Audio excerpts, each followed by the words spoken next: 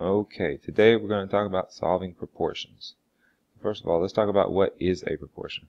A proportion is basically two fractions equal to each other. So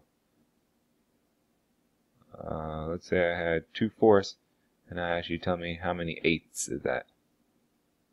Okay, maybe you would know from elementary school that you would take this number times it by 2, take that number times it by 2.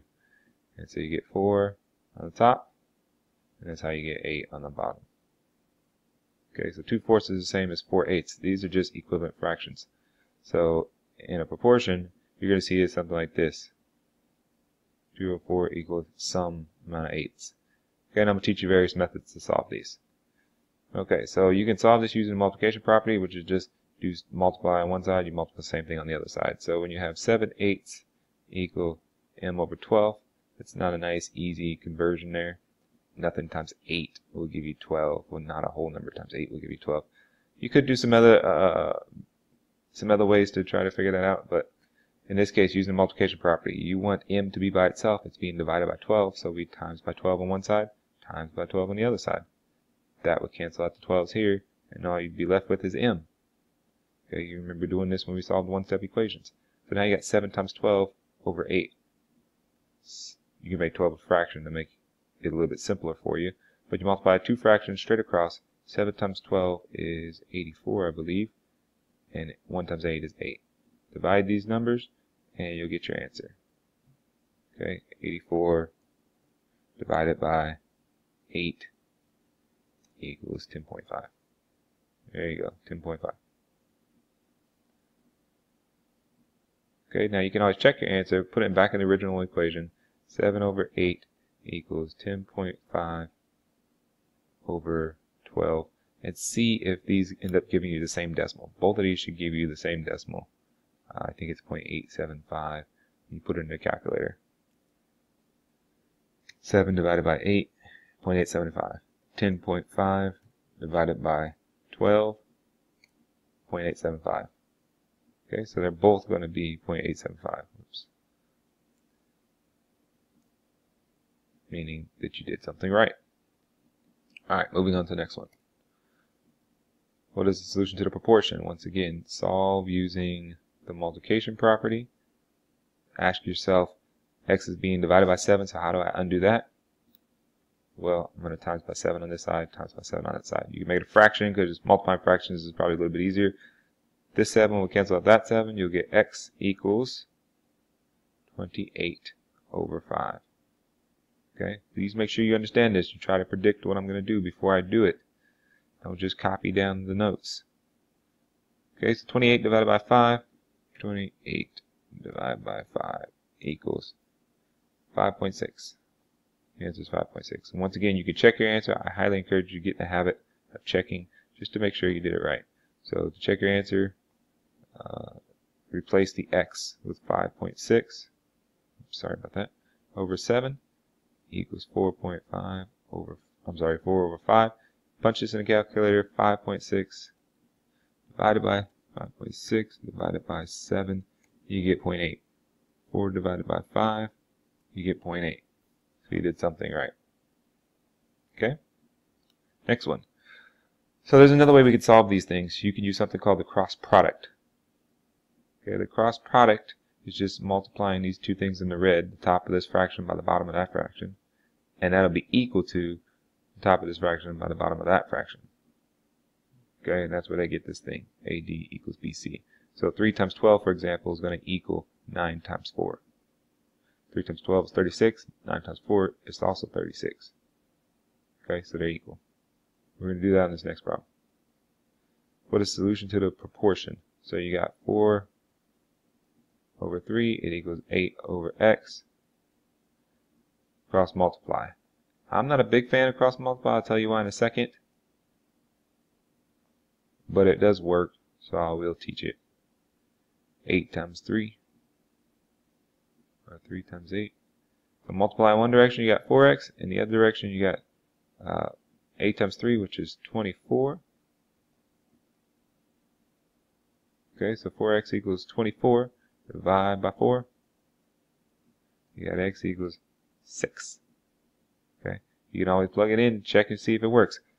Now, part of the reason I don't like cross multiply is because it keeps you from looking at just some facts about multiplication. If you, I'm sorry, some facts about equivalent fractions. If you look at this, you should be able to look at this and tell me what x is going to be. Okay, 4/3 is 8 what? Look at this, you times this by 2 and you get your 8. You times this by 2 and you get your answer, it's 6. So you don't have to do a cross product. You don't have to do any complicated math. Okay, just times this one by 2, times that one by 2, and you still get equivalent fractions. So it keeps you from looking at that. Another reason that I don't like cross multiply is because students will say that whenever a fraction is next to each other, that they think they should cross multiply. So if I say, how do you add fractions, I'll get students telling me, you cross multiply. And I say, no, that's not right. Or if I say, how do you multiply, how do you divide fractions? And students would say, cross multiply. No, it's not cross multiply. Okay, or how do you subtract fractions? No, not cross multiply. How do you multiply fractions? You don't cross multiply. It's not that. Okay, the only time you cross multiply is when you have an equals in between two fractions. This is the only time you cross multiply. The only time you will ever cross multiply in your entire life is when there's an equals in between a fraction. You should write that down, put big stars next to it, put a smiley face, highlight it, circle it, whatever you need to do. The only time you cross multiply is when there's an equals next to the in between the fractions. Equals in between the fractions is the only time you cross multiply. You only cross multiply when there's equals in between a fraction. What's the solution to the proportion? So this is y equals y over 3 equals 3/5. Okay, so proportion is two fractions that are equal to each other. So what number goes here so that these fractions are the same? Well, you can cross multiply in this case, or you can just times by 3 equals, and this one times by 9. Okay, so then you'd end up doing divide by 5, you get 9/5, or you can change that to a decimal. Okay, 9 divided by 5 is equal to 1.8. Alright, so you don't have to do it this way, you don't have to cross multiply, but it will work for everything. You could have just noticed that y is being divided by 3, so to undo dividing by 3, times by 3 on this side, times by 3 on that side. And look, that would have saved you a little bit of trouble maybe, and you get 9/5. Okay, 9/5, which ends up being 1.8. What is the solution to the proportion? Now this will get a little bit more complicated, but it's still not that bad. You're going to take the bottom of this one times by the top of that one, but notice how there's more than one thing up there at the top. Okay, you do the same thing here. The bottom of that one times by the top of that one. 5 times this. And you just distribute. Make sure you're timesing the whole thing, basically. That's the one big hiccup people have on this problem. Okay, so 4 times b makes 4b. 4 times 8 is 32. Sorry. 5 times b is 5b. And 5 times 3 is 15. Now it's a equation with variables on both sides. We've been working on those lately. I'd get rid of the smaller amount of variables first. So that's 1b, you just b, plus 15 equals a negative 32. Please don't forget the sign. Bring it down with it. Subtract 15, and that means that b is equal to a negative 47. Okay, that's your answer. You can put negative 47 in here, check and make sure when you do the math, divide by 5, you get the same thing as when you put negative 47 here, add 3 and divide by 4. Okay, check those fractions, see if they're the same. Do one more of those. Let's see. So you cross multiply the bottom times the top of that one, that's 6n. You multiply this way, 5 times 2n plus 4. This will give you 10n plus 20. Now try to guess what's going to happen next. Don't just copy what I'm going to do. N's on both sides. What do you want to do? Don't subtract this 6n. That'll leave nothing over here. I've seen this a lot lately. Don't subtract 6n because then nothing will be left on the left side. Subtract this n.